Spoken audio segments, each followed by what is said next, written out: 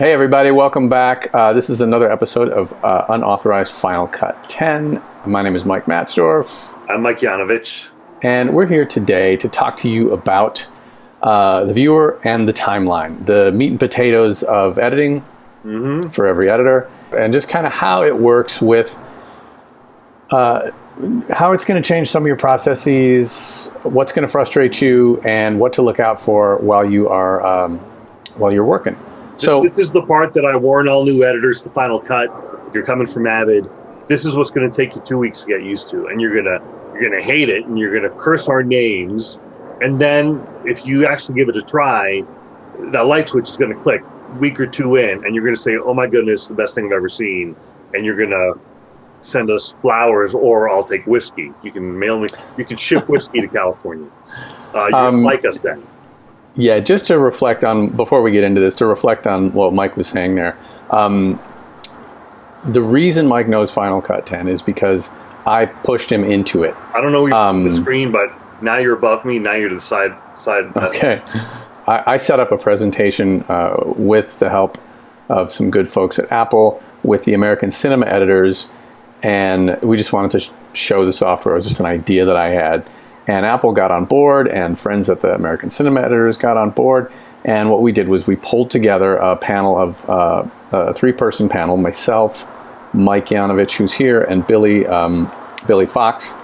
And basically, it was kind of just a Q&A about what the heck is going on and how do you work this stuff. And Mike at the time he was exclusively Avid, and he was. I would ask him about Final Cut, and he would get embarrassed about it, or not embarrassed. He would get aggro about it and talk about. Snooty. I was laughing at it. Yes, snooty. Exactly. You were laughing at it, and anyway, so he said, "What if I don't like it?" And I said, "Well, be honest. Just don't be a jerk about it." And so I was about to clarify. I was about to cut a short film. It was good timing. It was a short film I was cutting. Yeah. Second short I did with this director. I was cutting from home. I had whatever time I needed, and I agreed to cut it on Final Cut, having never used Final Cut 10 before. Right. And so what I said to Mike is to get started. I'll help you out for a little while. So I went over and had a quick tutorial, and then just write down your questions, and every few days let's check in. And the way it worked for him, and this is why he keeps saying 2 weeks, about 4 or 5 days in, he started to ask me questions about possibilities. And almost any time you're thinking in Final Cut, hey, can I do this? 99.9% of the time, the answer is going to be yes. Yeah. And then there's that little bit of time where it's going to be no, and it's going to be aggravating, and it's going to be infuriating to people. So anyway, Mike stuck with it, and eventually he went from cynical to curious to enthusiastic to insane, and that's pretty much where he ended up. Yeah. Now he's it's his weapon of choice, and it's working well for him. So anyway, but just a little background. We went to this to the panel, which is about 3 months after I started. I had made the conversion. I had switched, and it's been about 4 years now. So I'm a true advocate. Yeah. So anyhow, if you get frustrated, write down your questions, send them to us. We'll try to help, or phone a friend, whatever. Anyhow, moving on into what I have, this morning I typed this, the two battles. These are the problems. I want to start with the problems that people run into when they open it up and they say, this is wrong, it doesn't work for me. And I think one of the things is that people try to associate knowledge from what they know, their vast pool of knowledge, and they say, okay, well, I know all this stuff, and how does it apply over here? It just doesn't work that way. So I felt the same way. I sent it back originally when I bought this software. But there's two main things, and Mike's going to jump in here and there, but the first one is understanding the idea of roles versus tracks. So calling things what they are versus telling things where you want them to be. Like, oh, I don't want dialogue to be on A1 through 4. I just want dialogue to be dialogue. So a role versus a track. And there's standard roles, which are video, dialogue, music effects, and then you can make whatever other roles you might need. For example, score, source, visual effects of some kind. You can have different roles for every individual speaking person in your project. Yeah. It can be named after the person speaking. So if you have 3 speakers, they'll have 3 roles just for that. If you have 20 or 30, doesn't matter. Have 20 or 30 Right. roles, and it will know Right, who's but- talking at every single point. Exactly. And so I think one of these things is you're describing, instead of worrying about where you're putting something, just worry about what it is. And if you worry about what it is, and you can always change what it is, your organization is going to play out the way it's meant to play out in Final Cut, and you're going to be happy in the long run. The second thing, which is very confusing to people, is the magnetic timeline. And I'm going to do a quick demonstration of aggravation right here. And some of the editing systems, you can, I think now, all of them probably now, you can click on a clip and drag it somewhere else. I always find like the red yellow arrow thing in Avid very confusing. I almost never use the yellow arrow because I'm afraid of what's going to happen. But on the screen, for example, people will click on something and want to move it a little bit, and they'll let go. Oh, I want this right here, and it's just going to go back. Or if you got something at the end, I just want to bring this over here and just set it here so I have some room to work. It's just going to go back, and that's one of the. When I started, it was one of the most aggravating things to me. Yeah, it's pulling. Everything is headed towards the front of the timeline, and there's such a simple answer to this question, which is the P key or the position tool, which is a different tool up here. And it's, if you just select something and moving it, it just stays right where you put it. This is the P key essentially turns off the magnetism in your timeline. We're going to show you how to learn the magnetic timeline. It's the correct way to work. Right. Really frustrated, or you need to move something without the magnets, P for position turns them off. You do what you got to do, and you go back to the primary edit mode, which is your A key. Right. And that's a real frustrating thing. And so another frustrating thing, which I'm going to get into right here. So this real quickly, and then we're going to move into the nuts and bolts. But this piece of sound is connected right here. You can see the little connecting string there. And if I go to trim this clip, like I want to move this back a few frames. I already know what it is. I'm looking at the clip. It's dishes. Everything goes with it because it's connected to it, and that just freaks some people out. Well, I just want to move this. I want to leave everything else that's in place. And there's something for that too, which is the tilde key, upper left corner of your keyboard. And if you do that, then the trim just goes back and forth. So these are a couple of minor aggravations which really frustrate people because they're trying to apply this pool of knowledge that they have accumulated over years and decades, and none of it works. Not none of it, but most of it. Anyway, so those few little things, just take those for what they are. We'll get into it. You'll get accustomed to it if you're practicing with the software. We've just shown you workarounds. We haven't even shown you what the main body is, so we'll get there. This will all make sense momentarily.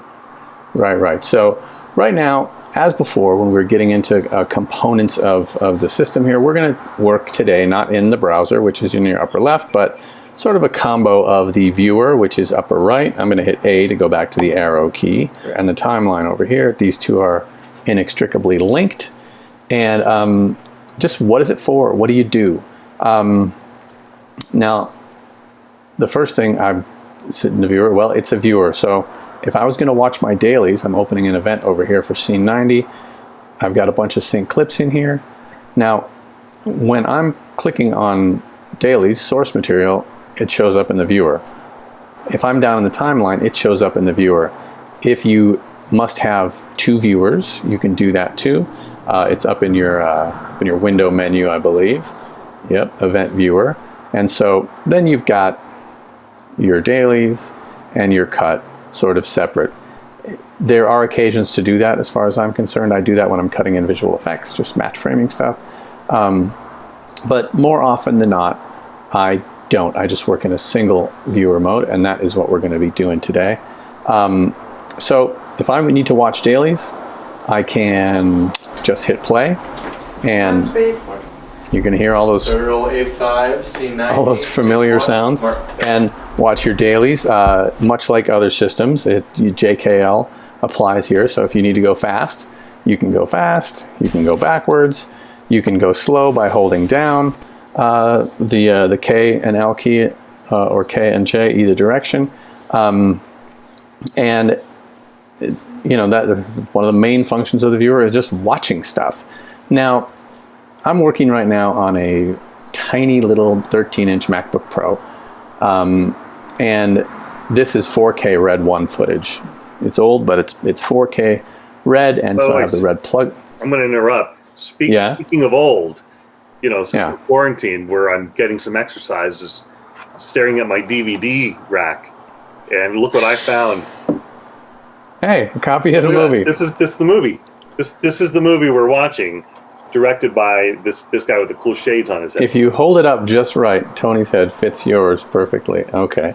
There you go. Right That's there. terrifying. So, like I was saying, we've got some Red 1 footage here, and I can't. This computer is not going to handle playing back this Red 1 footage. So one of the things that Final Cut does, it allows you very easily on ingest or any other time to make proxy media. So it's basically quarter size media with the ProRes proxy codec. And when you're in your viewer, one of these menus, the view menu, allows you to switch between optimize, original. So in this case, we're looking at, that's the full 4K red footage right there. And I flip the switch and it goes to the quarter size ProRes proxy. You didn't even see it flip. It's seamless. It just goes back and forth. One of the best features of Final Cut, how easy this works. And yeah, now you have to. I just had a project that was shot in 7K, and my iMac could not play that footage. I had to make everything into a proxy, but when I was sending out plates for visual effects, I switched over to full quality, did my export, switched back to proxy, back and forth. Piece of cake. Super easy. You got your title safe, HDR, you can, all sorts of things in here that you should check out. Another good feature about the viewer, this is a 2-camera clip, and right now you only see one of the angles, but if you needed to see both of the angles, up in the view menu again is angles. So the way this works, I'm just going to cut a piece of this onto the end of the timeline by in and out and hitting E. So that brings our clip right down here. And now it shows up the same way down here in the timeline with those two angles. So if I'm playing through here and I want to cut, I just press 2 and then press 1 and then press 2 and then press 1, and it makes cuts down in the timeline here. Now each one of those can be moved using the trim tool, which automatically becomes the trim tool when you mouse over the cut point. If you need to decide you made a bad cut, you can switch the angle back. Easy enough without thinking too much about it. If you notice up here in the multicam part of the viewer here, what I was telling it to do right there was to switch picture and sound. You can also just tell it to switch picture. So if I'm down here and I'm playing through and I'm deciding to press 1 and 2 and 1 and 2, now it's only making a picture cut. So it's not, the sound is just playing straight through. In the event that's important to you, you've got that control. Same thing with sound.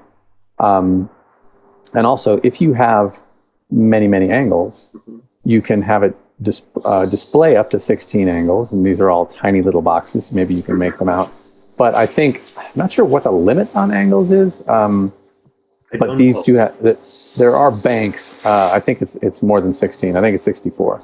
But banks like this one down here will show up, and you can switch between the banks, and it tells you like what's active. You can see the yellow sort of matches with the yellow here, all that stuff. The other thing that's up here in the viewer is I think you should have scopes. shot this scene with 16 cameras. Well, if we had them, we would have done it. So we've also got scopes here, and I'm just going to remove. You hear the guy outside? It seems like there's always a guy trimming the lawn every day of the week. I don't care. I hear brush clearance outside my window. I don't think it's making it through my Lord. So if you need scopes are here, and they're beautiful, accurate scopes. You can also look at them in different configurations of how it's laid out, decide what you want where, and units of measurement, all this stuff. I don't do a lot of color, so I don't pay attention to a lot of scopes. Yeah. But they're there. If you want to see them, they're built in and certainly usable. I'm just going to hide that by clicking on the View menu again and moving on. So one of the things, where are we? I'm going to add my browser back. One of the things down here is the speed changes, retime menu. Now, what I'm going to do is just give you a quick demo of how this works. So if I click on a clip here, and I say retime here, and I'm going to ask it to speed this up 2 times. So you see the clip gets shorter. You see the indication of time happen there. Now there's another little menu here where you can adjust that if you need to. Say, 200 is too much, so I'm going to do 175, and it's going to span that out a little bit. You can also define a duration. I'm going to undo that. Still got this little speed bar up here, and I'm just going to do, I think it's Command R to get rid of that. Yeah, there we go. And so there's some preset stuff here. A hold is a freeze frame. So if you need to hold on something, you can just, it's going to make a little hold and then pick back up. I don't know how it determines the length of the hold. Well, you can adjust it, yeah. Yeah, the hold is something you can stretch out if you want to by just grabbing this little handle here. And that comes in super handy. I'm going to do Command R again to get rid of that. Now, there's also this idea of blade speed, and I'm going to show you that. So Command R turns that menu back on, and blade speed is here, or Shift B, I think, yeah. So I'm just going to blade the speed right there. So I'm not, well, hold on, I got to be parked there. So blade the speed right there. And now you see you have 2 speed bars here. So now if I wanted to say, make the second half of this play a little faster, I can do that, and it's going to crunch it up. Now, you might have noticed this business. So this is basically a transition from 100 to 110. And you can control that transition, like how long it takes for it to happen on either end. And you can also move I guess that's speeding up the other end of it. But yep. So you have some controls here of how, oh man, I got to close this window. Seriously, dude? So I'm just going to undo and get back to normal a little bit. Okay, and so notice again, we are dealing with the magnetic timeline. Things are opening and closing. And this is, again, we're used to this, but people from other systems aren't. The audio is embedded with the video in this clip. And it looks like one audio track with the video. That's probably 2 lavaliers and a boom mic. So there may be 3 audio tracks in there, or it could be 20. It doesn't matter. No, there's 4. There's 4. You can see them right here in the timeline. If there were sound effects in that clip that were attached to it, that were kind of floating underneath, they would stay in sync as it opens and closes. So it looks like you're just doing video time shifting here. You're doing the entire clip, including the audio at this point. Right, and sometimes you might not want the audio to change speed, but well, the thing is that there's a preference in here to it tries to keep the pitch correct, which is nice. The other thing, which is sometimes helpful and sometimes not helpful, is when you do an effect like, all right, I'm going to just grab this clip and speed it up to 163%. Now, since I have that highlighted, if I come over here and I go to video quality and if I choose optical flow, that's the best possible sort of rendering of the change that's happening. So it'll try to smooth out anything that's a little funky. It's really interesting on slow-mos where I've actually seen it build almost like in between frames, which is really cool. I had, I think, 6 frames of something that turned into a full second, and I couldn't even tell. It looked like it was, I mean, sometimes it's choppy, and that's, I think, just part of the technology. But anyway, super powerful retime tool. And you can't see like a graph or anything, but you can definitely like just feel stuff around, adjust things really easily. And sometimes you need to just kind of fit something in. If you've done a whole bunch of work and you don't want to change sync, So good tools for that there. And Christ, Mike, I feel like we should just wait. How noisy is this? Let's just jump right back in then. So welcome back. Oh my God, you have a hat on. I have a hat on. Feels Hello? like magic. No you know, hat. the whole quarantine hair is really awesome. I don't feel your pain. I know. Well, you know, it's a blessing and a curse, depending on where you're standing. I'm just taking the blessing right now.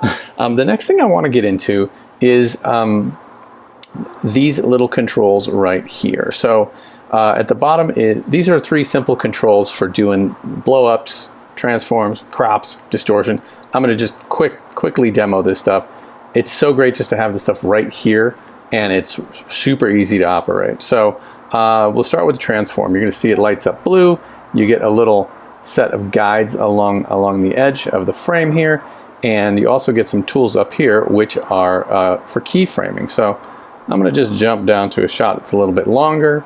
I'm at the head of the shot. I'm going to drop a keyframe. I'm going to come down here. Now, since I've put one keyframe, it knows I want to have another keyframe without me dropping one. And I'm just going to do a little blow up and a little twist here. And so what's going to happen over the course of that shot is you're going to see that happen.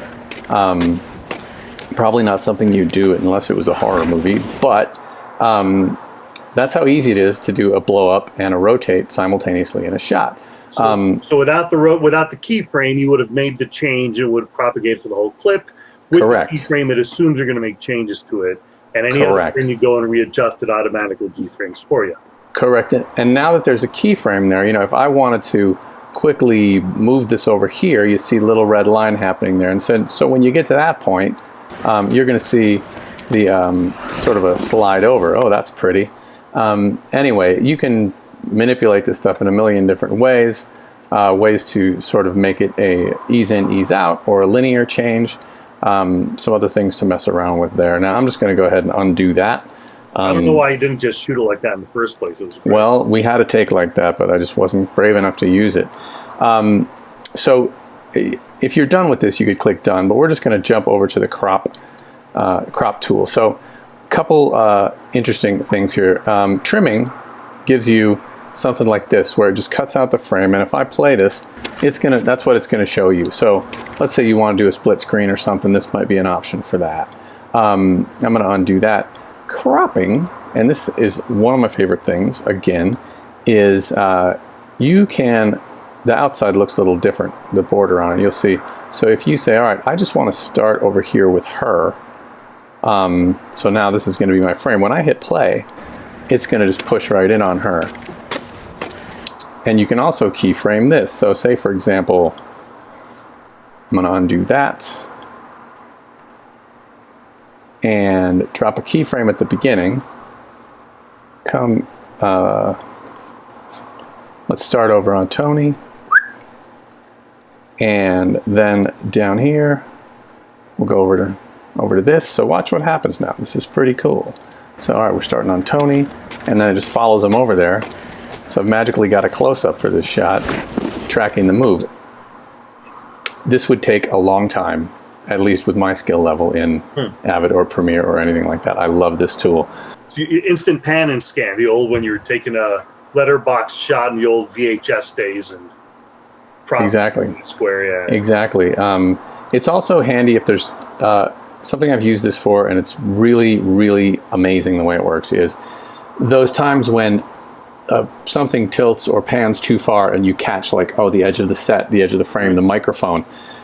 You can take this and with very little effort finesse a move to kind of gently do a blow up and then come back to hide a microphone, to hide a piece of the set, to hide something you don't want people to see. It's really awesome.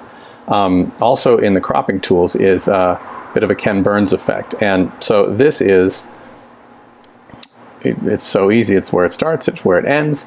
And if you play through this shot, it's just going to give you a gentle sort of push through the shot. Maybe we do something a little more radical to see what happens.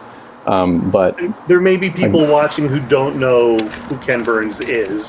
Right. He's a very famous documentary filmmaker, and he took a lot of photographs. You know, I think his Civil War documentary was the first time he really did this, as a guess. took a lot of photographs with moves on them, and he actually shot these old Civil War photographs with the camera to move in and out. You can recreate it very easily. Right, and that's pretty awesome. I'm going to go ahead and say done here, and what I've ended up with is a bunch of stuff that I don't want to have on the shot. So I'm going to go in here to the inspector by clicking over here, and I'm just going to click this little arrow on here and reset the crop type entirely. So now all those changes we just made are gone, 100%. Transform is already back to 0 because I undid to that. But that's a quick way to try out something and then just reset it if it's not working.